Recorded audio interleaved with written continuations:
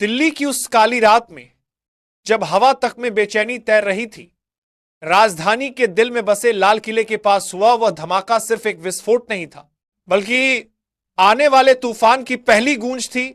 और इसी गूंज के साथ पूरा देश मानो सन्नाटे में जम गया था, क्योंकि धुएं के उस काले बादल में सिर्फ मलबा नहीं उठ रहा था, बल्कि उठ रहा था एक नए युद्ध का संकेत, एक ऐसी कहानी का आरंभ जो आने वाले दिनों में इतिहास की दिशा बदल देने वाली थी।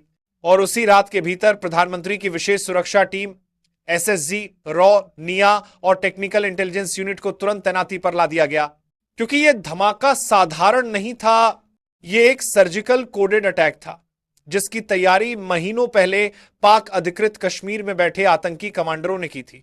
दोस्तों, इस पूरे घटनाक्रम का सबसे बड़ा मास्टरमाइंड अब सामने आ चुका है। कौन है वह, क्या चाहता था, सब बताएंगे आपको इस वीडियो में। चैनल पर बने रहें, वीडियो को लाइक करें और अगर अभी तक सब्सक्राइब नहीं किया है तो तुरंत सब्सक्राइब कर लें, बेल आइकन दबाएं ताकि इससे जुड़ी हर अपडेट सबसे पहले आप तक पहुंचे। और हां दोस्तों, आगे बढ़ने से पहले हमें बताइए, आप भारत के किस राज्य और किस कोने से यह वीडियो देख रहे हैं, कमेंट में जरूर लिखें। और यदि आप भारत की कूटनीतिक क्षमता और देश की सुरक्षा के लिए चल रहे इन अभूतपूर्व प्रयासों पर गर्व महसूस करते हैं तो कम से कम कमेंट बॉक्स में एक जय हिंद जरूर लिखें। अब बिना देरी किए असली मुद्दे पर आते हैं। इस विस्फोट के तुरंत बाद हाईकमान ने पूरे देश में रेड अलर्ट जारी कर दिया।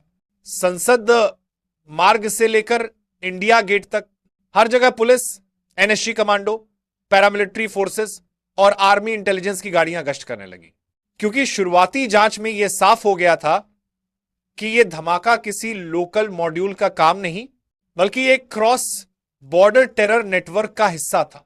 एक ऐसा नेटवर्क जिसमें पोख के अब्बू हमजा मॉड्यूल, तालिबानी फाइनेंसर और पाकिस्तान की ऐसी के कर्नल ग्रुप की सीधी भागीदारी थी। और जैसे ही यह जानकारी कंफर्म हुई, पीएमओ के वॉर रूम में भारत की सबसे अहम बैठक बुलाई गई। वह बैठक जिसमें सिर्फ वही लोग बुलाए जाते हैं जो किसी भी ऑपरेशन के दौरान देश की असली रीढ़ माने जाते हैं। उस मीटिंग में पहुंचते ही राष्ट्रीय सुरक्षा सलाहकार ने साफ शब्दों में कहा, अब सिर्फ जवाब नहीं देना है, ऐसा प्रहार करना है कि अगले 20 वर्षों तक कोई भी हिंदुस्तान की तरफ आंख उठाकर भी देखने की हिम्मत न कर सके। तभी रॉ चीफ ने मेज पर एक फाइल रखी जिस पर लिखा था ऑपरेशन आकाश विजय फेज 1। और इसके बाद जो खुलासा हुआ उसने पूरे कमरे को हिलाकर रख दिया। जांच में सामने आया कि पिछले 2 महीनों से भारत के सैटेलाइट अनिरुद्ध ने पीओके में एलओसी के पास 3 नए लॉन्च पॉइंट्स पकड़े थे, जहां से आत्मघाती ड्रोन, आरपीजी मॉड्यूल और रॉकेट लॉन्चर्स भारत की पोस्ट पर इस्तेमाल करने की तैयारी चल रही थी। और अब लाल किले का विस्फोट उसी श्रृंखला की शुरुआत था जिसके जरिए भारत को अस्थिर करने की बड़ी साजिश रची गई थी।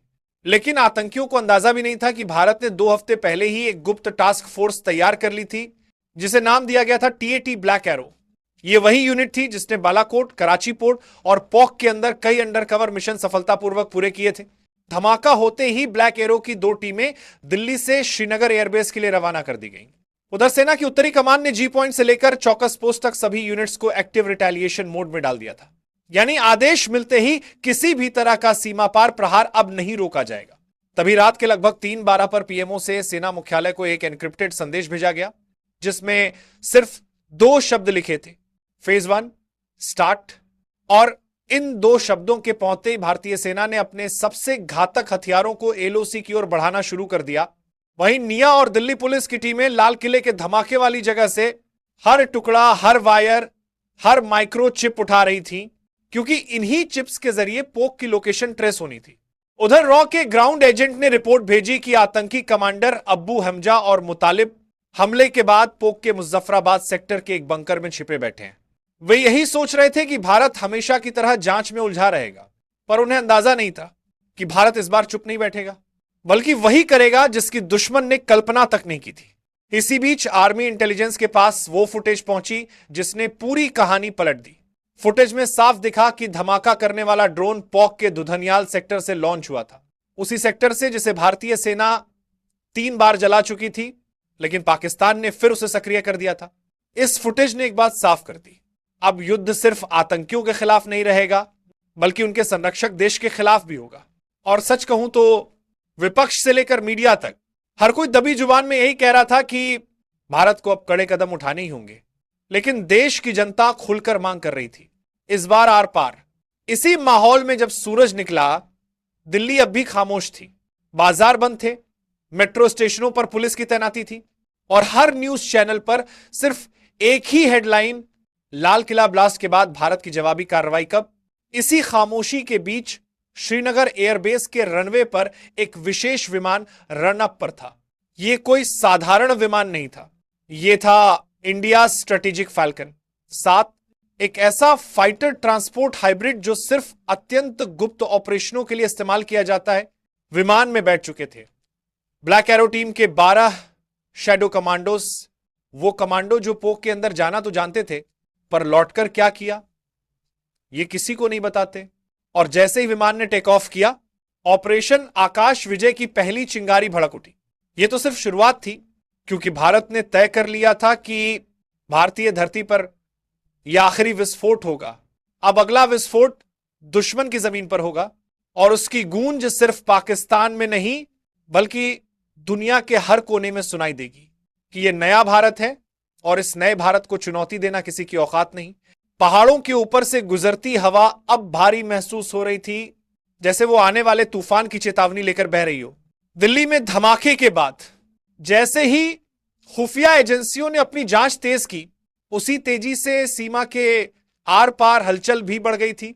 लेकिन इस बार कहानी बिल्कुल अलग थी, क्योंकि पहली बार साफ संकेत मिल रहे थे कि हमला किसी एक संगठन का नहीं बल्कि एक बहुत बड़े और गहरे गठजोड़ का हिस्सा था। भारतीय सुरक्षा एजेंसियां जैसे जैसे फाइलें खोलती गईं, कड़ियां एक एक करके जुड़ती गईं और हर नई जानकारी पिछले से अधिक भयावह थी। अब यह साफ हो चुका था कि सीमा पार बैठा एक बड़ा नेटवर्क दिल्ली को दहला देने के पीछे था। लेकिन हद तब हुई जब यह सामने आया कि उनका लक्ष्य सिर्फ दिल्ली नहीं था, बल्कि 4 बड़े भारतीय शहरों में एक साथ तबाही मचाने की योजना बनाई गई थी। इसी बीच प्रधानमंत्री की इमरजेंसी मीटिंग जारी थी। सेना, रॉ, एनएसजी और डीआरडीओ के शीर्ष अधिकारी मौजूद थे और उनके चेहरों पर वही तनाव साफ झलक रहा था जिसे कोई भी स्वीकार नहीं करना चाहता था। तभी रॉ प्रमुख ने इस पर एक दस्तावेज रखते हुए कहा, सर, हमें एलओसी के पार 32 से 35 किलोमीटर अंदर तक कुछ बड़ा मूवमेंट दिखाई दे रहा है। कमरे का माहौल एक झटके में बदल गया, क्योंकि यह पहला मौका था जब भारतीय उपग्रहों ने एक साथ इतनी बड़ी गतिविधि को कैप्चर किया था। वहां दर्जनों ट्रक, भारी मशीनरी, सुरंग जैसी संरचनाएं और हथियारबंद वाहनों की लंबी कतारें दिख रही थीं, जो इस बात की पुष्टि कर रही थी कि दिल्ली पर हमला सिर्फ पहला चरण था। भारत ने उसी रात अपने तीनों मोर्चों पर तैयारी को उच्चतम स्तर पर पहुंचा दिया। उधर कश्मीर, पुंछ और तंगधार सेक्टर में तैनात जवानों के लिए एक फ्लैश अलर्ट जारी किया गया। हर गतिविधि संदिग्ध मानी जाए, किसी भी अनजान मूवमेंट पर तुरंत कार्रवाई की जाए। और उसी रात सीमा पर एक अजीब, गहरी और बेचैन करने वाली चुप्पी छा गई। एक ऐसी चुप्पी जो हमेशा किसी बड़े तूफान से पहले सुनाई देती है। आसमान में उड़ते ड्रोन लगातार लाइव फीड भेज रहे थे और उन फीड्स में साफ दिखाई दे रहा था कि दुश्मन की तैयारी अब कदम दर कदम भारत की ओर बढ़ रही है। लेकिन इस बार भारत सिर्फ रिएक्ट करने के मूड में नहीं था। इस बार ऑपरेशन का ब्लूप्रिंट पहले ही तैयार किया जा चुका था। डीआरडीओ की विशेष टीम ने ऐसी टेक्नोलॉजी सक्रिय कर दी जिसे आमतौर पर अत्यंत संवेदनशील परिस्थितियों में ही उपयोग किया जाता है।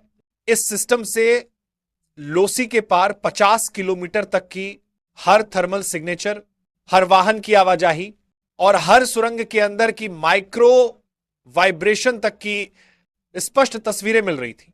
इन्हीं तस्वीरों ने साफ कर दिया कि सीमा पार एक नहीं बल्कि 3 बड़ी लॉन्चिंग साइट सक्रिय हो चुकी थी। इसी बीच राष्ट्रीय सुरक्षा सलाहकार ने पीएमओ को एक ऐसी फाइल भेजी जिसने पूरे मुल्क की धड़कनें तेज कर दी। उसमें लिखा था, दुश्मन इस बार पारंपरिक युद्ध नहीं चाहता।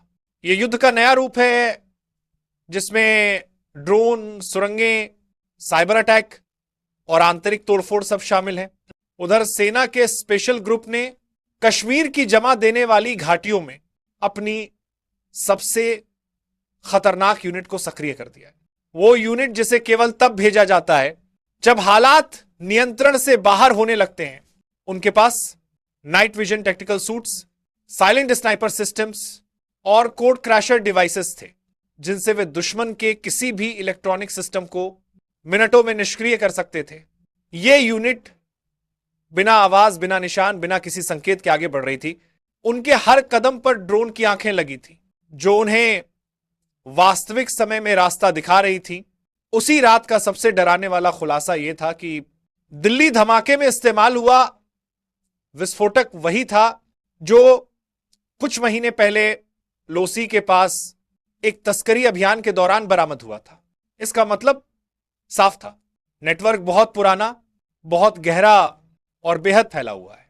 भारत ने इस बार सिर्फ जवाब देने का फैसला नहीं किया, बल्कि खेल के नियम बदलने का निर्णय लिया।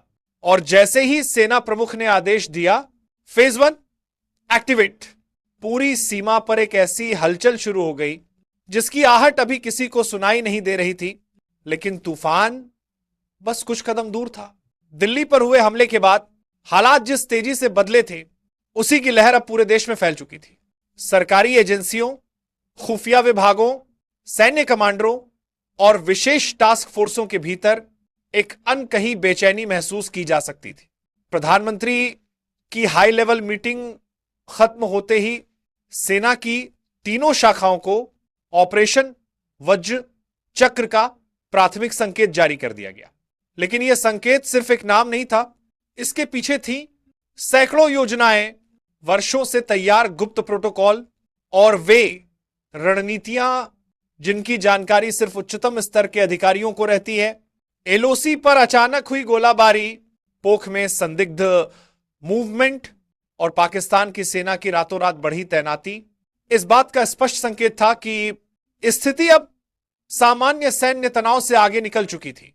उपग्रहों की लाइव फीड में साफ दिखाई दे रहा था कि पीओके के कई कैंपों में असामान्य हलचल शुरू हो चुकी है। ट्रकों की लंबी कतारें, गोला बारूद की तेज आवाजाही और कई लॉन्च पैड्स पर अचानक बढ़े।